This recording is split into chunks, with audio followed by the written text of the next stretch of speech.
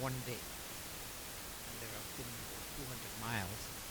There was a one mystic. He was a Nadi reader. He read Meenakshi Nadi. How many of you know? Anyone seen him?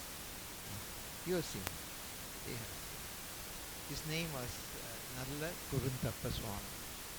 He read a Nadi, which is a conversation between Ganesha and Mother Meenakshi.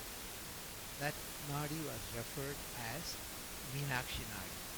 He was a great Meenakshi Bhakta. Every full moon he will be in Madurai do special pujas for Meenakshi. To me, first I met him close to 50 years ago, 50 years ago, where he read that Nadi and mother said, you will build the house for me, but you won't call it Meenakshi temple, you will call Adi Parashakti. Because as Mother Meenakshi, I am ritualistic, whereas as Adi Parashakti, there is no ritual. I accept anyone with any background, how pure they are or how impure they are. I'm talking about purity in mind, body, intellect combination. So I accept as Adi is primordial, Parashakti, Mahamai, that is her sitting in front of us. As Mahamari, Mahamai, I would accept it. So you would call me Adi Parashakti. That was 45 years ago, and I forgot that episode until about 30 years ago, 28 years ago. She started coming back and said, now is the time, because the world is going to go through major crisis before the millennium. So build my house before the millennium, so that my cosmic aspects, all there was, will come and protect the world. So we really rushed. We did it in 2 years, because that vision happened in 1996-97. While I was envisioning it, there was a physician. Her name is Kristen Keski. How many of you have seen her? You have seen her. She's a wonderful physician at Beaumont. She went to University of Michigan, and she was a ballet, great ballerina she was. She started seeing a form, and she did not know who that was, but she knew it was a divine form, and she's asking something, and she couldn't figure out what she's asking. What she was telling him, work with Krishna Kumar and help him, because he needs a Shakti aspect, and you be that, and work together, and we will make it. Then many things she did. First thing she did was find a Sthapati. It took about 4 years to find him. Wonderful Sthapati. He's the one who's still doing all this. Then she said, you are not capable of building a temple where I will come and touch my devotees who are here, who have been here, who knows me not just this life, meaning you. You have known her many lifetimes, and they have been invoking and wanting to be with me, explore and experience me. And exploring, experiencing is not simple. Going to yoga, being a great yogi is possible. There are many yogis. But to explore and experience is something given to special people. You people are given the chance, the privilege to explore and experience. Just to give you an idea how hard it is. Vashishta Bhagavan, Vashishta Maharishi wanted to experience her and explore her. And mother said, you are a primordial Rishi. He is brother of Agastya Maharishi, who is very actively present. Many of you have felt Agastya Maharishi, and your Kundalini has become active. So she tells, don't ask for that, because humans don't have the ability to manage. Even though he was divine being, Agastya, Vashishta, the mother was not human, Urvasi. She was a divine being. So to make a long story short, she denied. She said, don't ask for that. Then she said, he insisted, I have to feel. That's the only thing I have not done. You appear to me, I communicate with you. You have given me all that, but I want that. Then she said, go and ask Mahalakshmi. Then Mahalakshmi said, no, don't ask for that, ask for anything else. Then finally she said, go to Mahasaraswati. Maybe she will tell you. So Mahasaraswati said, if you really want it, I'll give you a special day. On that day, you invoke Mahavishnu. And he will take you to Vaikuntha and he will show you how to explore and experience Divine Mother, who is Mahamaya, who is the mother of all. That means she was there before Tirumurtis came. She was the pre-creative force. And then he takes him, that's another long story. And he experienced her and explored her. That it was that difficult. But our mission is, you build my house the way I want it. The instructions I give you. My children, meaning you, they're very privileged. They have been asking for this for many lifetimes. In this lifetime, they'll come to my house. And I'll help you build my house. And they will see me, they will explore and experience what all they wanted for many lifetime would happen this time. And that means you. I don't know you personally, but we are all connected. Otherwise we won't. So that is the beginning of that origin of this temple. Coming back to Lakshmi Narasimha. So she said, visit me in these 3 temples within 24 hours. That was not easy. First of all, I had to find it. And now I remember this happened 22 years ago. One was close to Tirupati, other one was close to Balaji's place, and one was close to Chennai. All 3 temples. How I made it within one day, I can't imagine, but we did. Because she wanted me to do that. The reason is you. She wanted you to experience Lakshmi Narasimha in this ritualistic fashion, meaning I had to go and visit him on those 3 places. They were wonderful temples, ancient temples. And then finally, I ended up with a mystic, a priest, but who was a Siddha Purusha. And she said, you meet him, and in that day, in his temple, he had a small temple. And there I went and finished it. And that time, he showed me this deity, this Vigraha. That Vigraha, the one you're seeing, the one you did the Abhishekam today, that's a special Vigraha.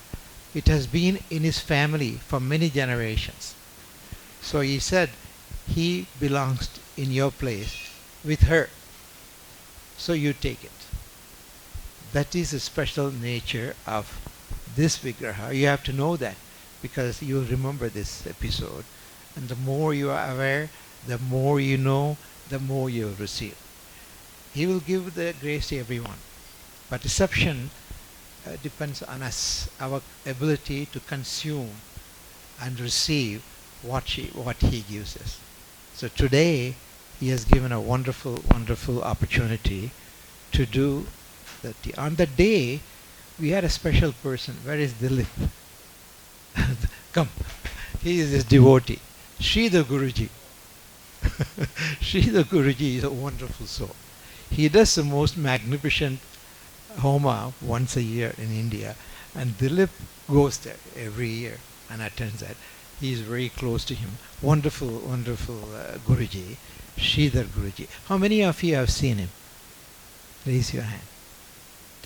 You have seen him. You have seen him. Sridhar Guruji. Yeah. He is a wonderful soul. Before we decided to install, he saw Jaya and Vijaya because they are here. Jaya, Vijaya are Asuric energy who became Devas. And the entrance in a Mahavishnu temple, any temple, you will see their energy. And he has seen them. So he asked me, are they here? I said, yes, we are going to install. They must be here. And when I do my prayogam, I feel them. So he has felt them, Jaya and Vijaya. So he's a wonderful soul. He came and did the installation. It's a wonderful experience. And he is a great soul, and he's very close to Narasimha. When he does a Homa, which we did here in the beginning, it was a great Homa. And Ahutis he uses, so many Ahutis, usual, unusual. It's a wonderful Homa. One of these days we will do it again and we will invite him. He has built a temple in Virginia. Is it Virginia? Huh? Virginia. Uh, Richmond, Virginia. He has built a temple. He comes. He hasn't been here for the past few years because he had to go there.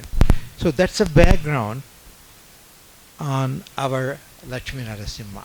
No, Narasimha is the fourth avatar, most intense avatar of Mahavishnu. Most intense meaning most energetic, because he came to slay a great soul, Hiranyakasipu. All these asuras are not ordinary. They are mighty beings. They have done many, many homas, many, many yogas. They have gone up to very, very highest level of evolution.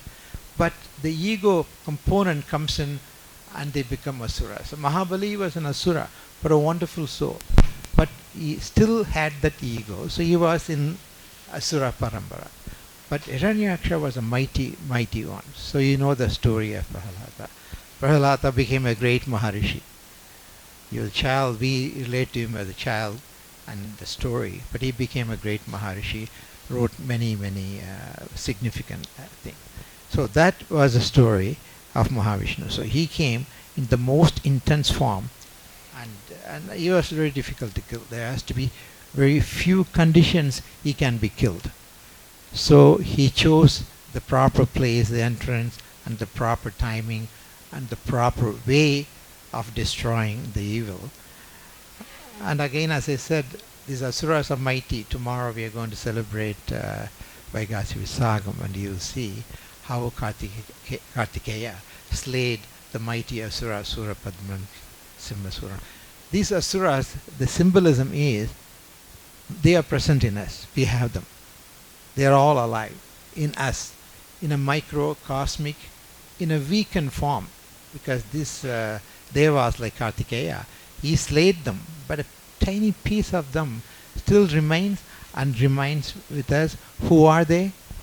Our impurity, jealousy, ignorance would be the primordial impurity, ignorant of who we are, and other kama, krodha, lobha, moha, mada, maksharya. All the negative emotions are the asuras, but mighty, not the amount we feel. Hatred we have towards certain things, but that hatred is 1/1,000,000th of what they manifested. So they became asuras, and in some instance Mother had to come and destroy them, because even Tirumurtis could not kill them. In fact, one of the story in this episode, after destroying him, he became uncontrollable. He meaning Mahavishnu, as a protector of Prahalada. He became uncontrollable. So the universe could not sustain that. So all the deities went to him, including Ganesha, Shiva, Kartikeya. All of them went to him and said, calm down, because you are a sustainer. You cannot go out of control, because the universe cannot survive. At that time, nobody could control him. All Tirumurtis tried, they could not, because the reason is, people ask a question, he was Vishnu, how come he went out of control? The reason, number one, is he was the avatar. He was not Vishnu in the totality. He was not Mahavishnu in totality. He was an avatar, number one. Number two, consuming that evil, that much of evil in the form of Hiranyaksha's blood. He took it, he consumed it to remove that evil from the universe. And he won't do it 100%. He would do it 99.999%. The teeny bit has to exist for us. Why do we need the asuras? Because without asuras, there are no devas. We need both of them. So all of the asuras, teeny bit is left, and we have to contend with. And the end point is not only control them, but make them work for you. The classic example would be Kartikeya. Those asuras became his vehicle. So what Mother tells me is, make them your vehicle. Even hatred as a place, jealousy, all the negative qualities, asuric qualities, are needed under certain circumstances, you see an unfair treatment of a person, you become angry. You may want to protect them. You may want to stop the person from being hurt them. So you may have to become violent. So that is the reason all the Asuri qualities still exist in us in a very diluted form. 1/1,000,000th of what Kartikeya had to contend with. That battle went on. Those days, one day will be equivalent to 1 year for us. So the battle goes on. Ultimately, those forces were controlled enough so human can sustain, can have them still grow with them. Our evolution needs them. If we don't have bad, there is no good. If we don't have unhappiness, there is no happiness. Everything in duality. So we need these asuras. See, when we do Varahi Homa, you'll be doing it day after tomorrow. This time, Monday, when is... okay, 2 weeks from now. June 9th. When we do that Homa, we do them on a new moon day. Many Asuric energies would visit her because she is a mother of Asuras too. So we take them after the Homa. We take them with respect. We let them go and say, please don't stay with us. We cannot continue to. Now we have come, you visited mother, and you leave. So symbolically, we take them out and let them go, and we do a little ritual. And the reason is, they also need it for us. We need to have them in us so that we can evolve. If you don't contend with them, you cannot. That's a very unique feature of our religion. I hate to use the word religion because ours is not a religion. Ours is a way of life, dharma, artha, kama, moksha. That is Hinduism. But we make it limited and we give all these stories. So our religion is one of few religions. Other religions have gone. They have become pagan religions and nobody follows them. They existed 5,000 years ago. Before Kali Yuga they existed. And now, except us, no one follows that principle, what we follow. Because we understand evil exists. You cannot negate them. You can't deny it. Many religions don't accept it. Demon. But we accept them. But we want to use them for a productive purpose and control them. And the example is Kartikeya would be one example, or the deities we worship. They have conquered. Even Mahasaraswati, a Sattvic being, destroyed many asuras, even though she was Sattvic component of triology. So the mythology we follow is very practical, very real. We do not deny it. We acknowledge they exist. We acknowledge they are also needed, but we have to control them and use them for a productive purpose. There's many ways you could use them, and Kartikeya set an example. So that's why tomorrow we have a wonderful function. Hope we can attend. And that day we will relate that story. So coming back to Narasimha, that was the day we installed him here. And Sridhar Guruji was here, and he saw Jaya and Vijaya. Because he was I use the word thinned out soul, he is highly evolved. Thinned out soul, what I mean by that is, the density has thinned out. We're all dense beings. That is the reason why we don't know the reality, because we stop with mind, body, intellect. The deep aspect, the soul aspect, the atmic aspect, we don't relate to it that much. We think of it once in a while, particularly when we come to Mother, we think of Atman. But day to day, that entity has become something we don't. That's why Yama Dharmaraja says, you should be thinking of me all the time. Because the only thing you know at the end is me. You will come to me. So think of me, and the is called Yama Dharmaraja. So he teaches Dharma. Because that's the only thing which is real. Nothing else is real like death is. The minute we are born, the death is inevitable. That's the only thing which is inevitable. Anything else you can get around. Taxes too you can get around. You can cheat. You can hide. But death you cannot. It is inevitable. That is a part of our evolution. This mind, body, intellect. I call it short-term rental. This is my rental. I rent it for hopefully 80 years, 90 years, whatever time. I rent it, then I move on. Go to different place, different houses, different low cost, different level of evolution. So I keep traveling. I'm a traveler. You are a traveler. But you're blessed because today, on this auspicious day, she has invited you. In this temple, you may or you may not know, unless she invites you, you would not be here. You may think of 100 reasons why you're here. Trust me, unless she invites you, you won't be here. So take it for granted, you are invited. Shiva knows. Many, many episodes I have seen. And she's a personal goddess between you, Atman, and Paramatman. I am a mailman. I deliver mail, communication, because she has given me, she told me to build a house for me, you need yantra, mantra, and tantra. Religion doesn't teach you that, the ability to have that. Am I doing something wrong? It's okay. Oh, with that one. Okay. So she has given us very uniquely many, many gurus.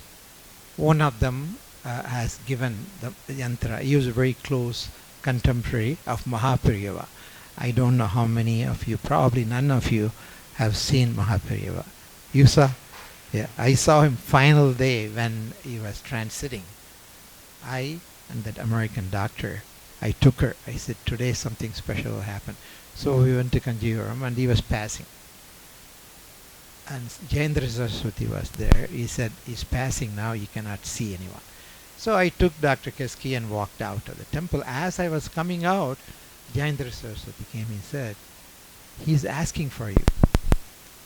So please come. So we came and he opened his eyes. He blessed Dr. Keski. What a wonderful experience. And then he passed away. He was a great soul. I don't know how many of you have met him. He was a wonderful soul. So I had the opportunity to see him just before he transited, and Dr. Keski had the opportunity. So we had many, many episodes like that. I remember once when you were going to see, she wanted me to do something for Andalambika in Sri Rangam. And I took Christian Keski from Chennai to Sri Rangam. There was one eagle, it followed us. I showed her. See, that one is a spirit form. It's an eagle. But it cannot fly that much from Chennai to Sri Rangam. But it came. So many, many miraculous things like that have happened. So coming back to Lakshmi Narasimha, so he came to destroy evil and protect Prahalada. And he was a fourth avatar. And our Vigraha is very unique. As I said, this Siddha had it for many generations.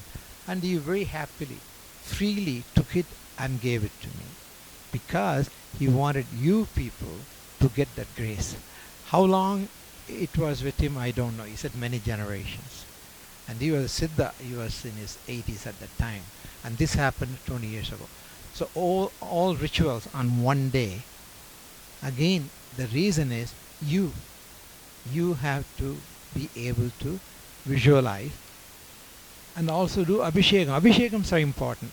Homas are the most important because homa, you use Agni, you invoke Agni and Swaha Devi, and both carry your message to Almighty. That's the reason why homas are very important. And we do, I don't think any other temple does as many homas as we do. We have a wonderful Homa Kunda. We'll be using it for Navaratri.